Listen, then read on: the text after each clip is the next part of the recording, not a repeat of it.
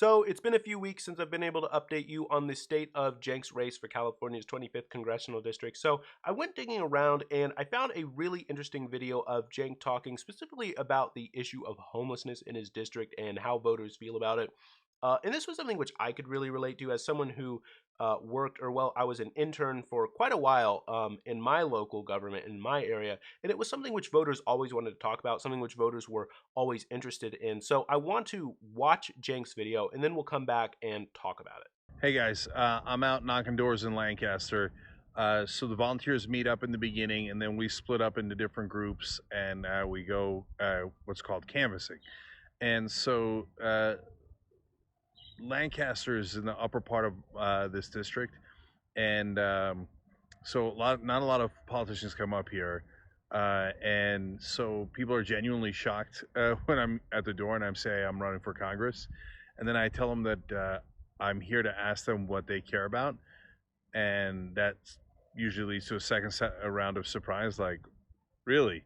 But I'll tell you, voters here, they match up with what I believe so well, and but no one's ever come out here to represent them.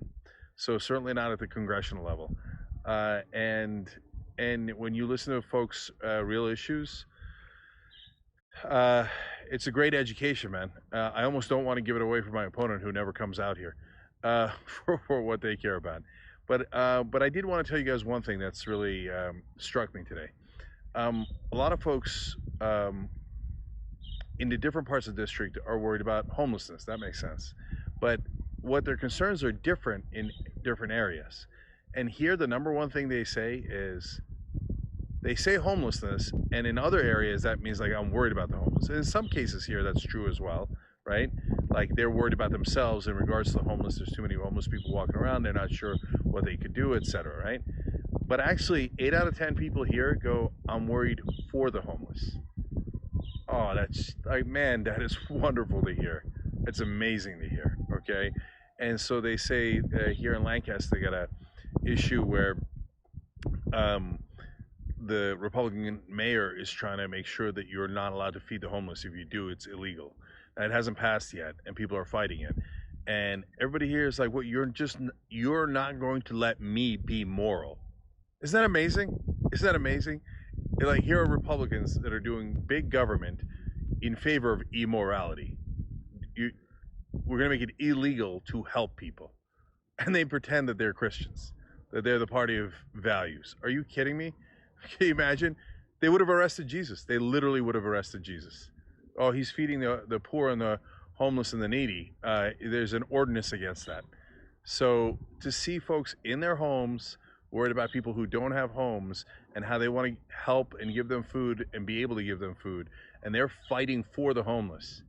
That's one of the greatest things I've ever seen. So you just saw Cenk there talking a little bit about homelessness in his district. And by the way, if you want to find this full video, you can find it. I don't believe, because I found it on Facebook, I don't believe that I can link Facebook videos down in the description. If I can, you'll find it there. If not, you can find it over on Cenk's official Twitter. His official Facebook. You can find it. I believe he posted it on December 22nd. So that's where you can find it. Now, before I get into the discussion on homelessness, I do want to talk just really quickly.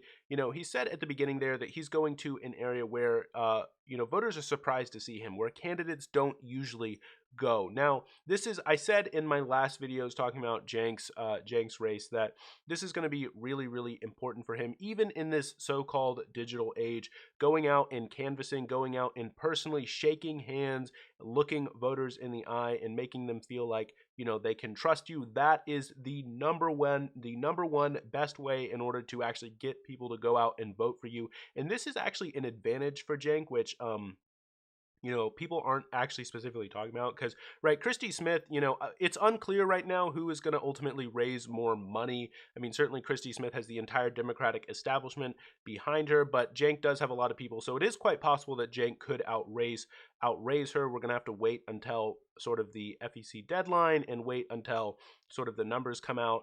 But in any case, one of the great advantages which Cenk does have is the number of volunteers. Christy Smith, she isn't going to have a lot of volunteers going out and knocking doors for her, right? So she's going to have a few volunteers, and then she's going to have to pay a lot of people if if she wants to get people out knocking doors for her. Whereas Cenk is able to get a lot of people to go out and volunteer for him and knock doors. That is definitely a big advantage on Cenk's part. Now, on to the issue of homelessness. I said that I worked a little bit in local government myself, and I will say, this was an issue which you know, it really surprised me. It really did. Maybe I was just naive, a young, I think like sophomore in college, and taking this internship and just being like, oh my goodness, I'd get calls from people, and at first you'd believe them. At first you'd believe these calls. You'd hear calls about people complaining about homelessness. They'd say things, say ridiculous stories about homelessness. One story I got was this man was claiming that this homeless person was, pooping in their car on a regular basis every night.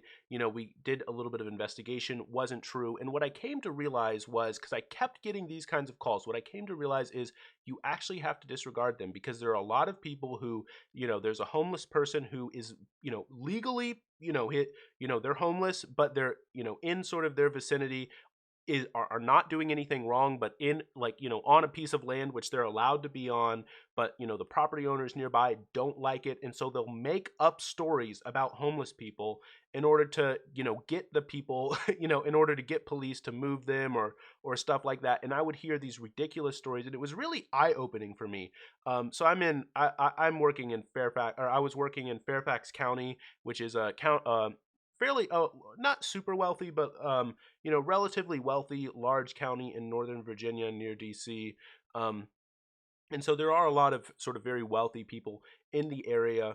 And, these people didn't necessarily want to see homeless people in their area. And so, they were making up stories. But this is precisely why, that Republican official, which Cenk is referencing in his video, was making it, sort of against the rules to feed homeless people. And this, by the way, isn't just in that area. This is a fairly common practice in a number of municipalities, because, of course, the thought is, if you feed them, if you give homeless people money, they're more likely to gather in that area, and that lowers property values in that area. And of course, gosh, we can't have that. So let's not actually talk about how to fix the issue. Let's just talk about how to move homeless people, to another area, so that it doesn't lower our property values. And I mean, it really, it's sad. It really is sad. In fact, one issue in my county while I was an intern there, it became such, everybody was calling about it. And so the Board of Supervisors came together, and they voted, and they passed this resolution, which was like, sort of a, basically they sent out a flyer to a bunch of people, but it was a resolution. And one of the points in the resolution was basically so-called educating people of Fairfax County not to give money to homeless people. And look, I understand in certain situations, that might not be good for this or that particular person, and another approach is might be better. But to blanket say to everyone, oh, don't give to them, the whole thing, actually, it made me ashamed. It really did. I was ashamed on that day. It was a shameful day to be a member of Fairfax County. But this isn't something which is localized to Fairfax County. It's not something which is localized to Los Angeles. It's an issue across the country. And, as I started thinking about it, there's really three general approaches which people think about when they think about the issue of homelessness, and about sort of rent, and how to make housing more affordable, whether or not we're going to fix the issue itself. So, the first approach is sort of the anti-homeless, anti-homeless people. These are the people who, they bought into an area. They just want to see their property values rise. They aren't particularly interested in solving the issue. And so they just want to get rid of homeless people, and sort of move them away. And there's various ways you can do that.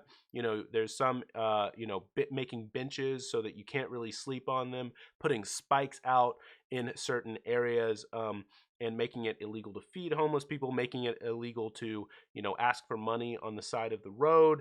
And of course, there's all kinds of all kinds of arguments which people will use. They'll talk about how, there's some homeless people who, take advantage of the system, some people who come in who are not really homeless, but, those numbers are actually very small. Like, yes, it does happen where some people pretend to be homeless and then they take money, but those numbers, at least in most areas, are pretty rare. It's not that common. But of course, those are the arguments which are used in order to, make it so that people, uh, are afraid to give to homeless. They don't give to homeless people so that, people move away.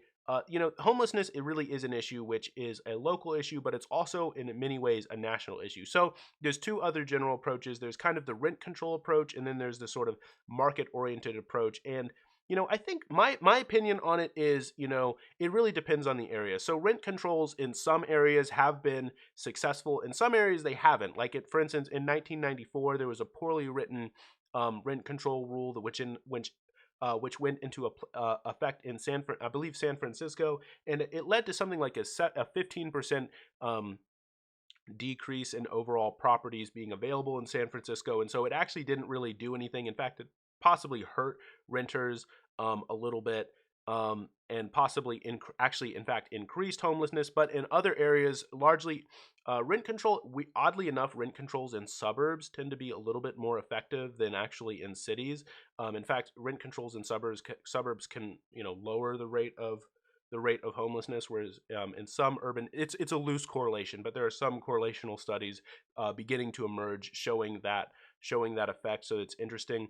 And then there's a kind of a market approach which says, well, we should invest and give subsidies to certain areas, and that, by doing this, it'll increase the number of investments. Sometimes this works, sometimes it doesn't. For instance, in Trump's tax cuts in 2017, one of the areas of the bill which initially Democrats weren't as hostile to, was basically this area where they were going to give opportunity zones where, in low income areas where, basically, if you went into that area, you could avoid and made investments into these low income areas, you could avoid paying capital gains taxes. Unfortunately, though, this has essentially just been exploited, where they put the low income areas adjacent to, right next to, other wealthy areas. And this is, of course, all kinds of other historical, issues about why these wealthy areas are right next to other poor areas. But what they'll do is they'll put those areas right next to them, and then you'll see a lot of luxury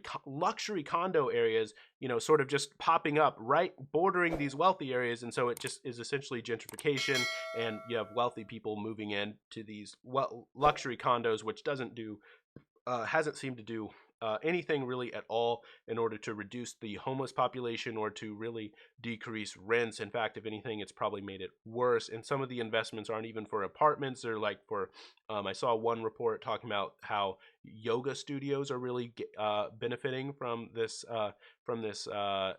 piece of the Trump tax cut, because you don't, not necessarily like a huge sort of profit margin, but it's relatively, you just need sort of a small area. And so a lot of yoga studios are popping up in these low income areas. Of course, that's not in any way really helping either the homeless or people with low income. So it's a really tricky one. One of the ones which I am more optimistic for actually is part of the Green New Deal, supposedly. I think it's part of the Green New Deal, but Ilhan Omar's initiative, which with specifically hers is about investing green technology and green infrastructure into federal housing, and to basically renovate federal housing. I do think that is likely to be much more effective. We've seen some evidence of that being more effective to solve the issue of homelessness. Anyway, I just wanted to talk a little bit about the issue of homelessness, because it is an issue which is local, but simultaneously really intersects with these national issues, and that's why Cenk is able to talk about it in terms of his race. So there's a lot of really, really interesting things with the issue of homelessness. I would encourage you to think about the issue of homelessness and how the sort of local aspects of it really do interact with and relate to the broader national question. So in any case, that's the video. I really appreciate it if you would hit the like button and consider subscribing. Thanks.